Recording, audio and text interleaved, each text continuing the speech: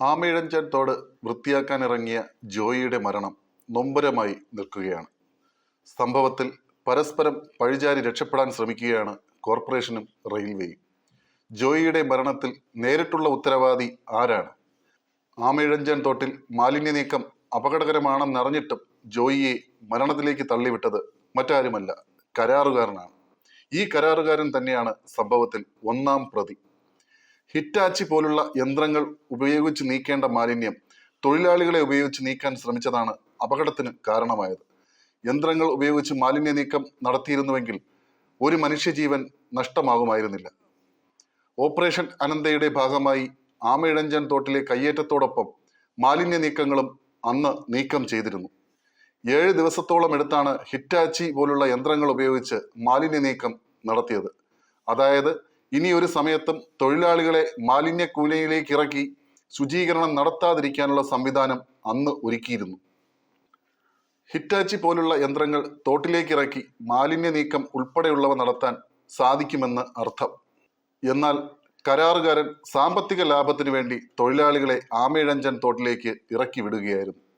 3 തൊഴിലാളികളെ തോട്ടിലേക്ക് ഇറക്കി വിട്ട ശേഷം 30 പേരെ കൊണ്ട് പണിയെടുപ്പിച്ചുവെന്ന് പറഞ്ഞ് വൗച്ചർ ഉണ്ടാക്കിയാണ് പണം തട്ടൽ. ഇതിലൂടെ കരാറുകാരന് മാത്രമല്ല ലാഭം, ബന്ധപ്പെട്ട് നിൽക്കുന്ന ഉദ്യോഗസ്ഥർക്കും കിട്ടും സാമ്പത്തിക നേട്ടം. ചെറുതായൊന്ന് കണ്ണടച്ചാൽ മാത്രം മതി. ഓപ്പറേഷൻ അനന്തയുടെ ഭാഗമായി തലസ്ഥാന നഗരിയിലെ 30 കിലോമീറ്ററോളമുള്ള കയ്യേറ്റമാണ് 2015 ഒഴിപ്പിച്ചത്. ആമയിഴഞ്ചൻ തോടിന് കുറുകെയുള്ള ഓടകൾ വരെ കയ്യേറി കടകളും മറ്റു നിർമ്മാണങ്ങളും നടത്തിയിരുന്നു. ഇതോടെ തോടിന്റെ സ്വാഭാവിക ഒഴുക്ക് തടസ്സപ്പെട്ടു. ഇതാണ് മാലിന്യം കുന്നോളം അടിഞ്ഞുകൂടാൻ കാരണമായത്.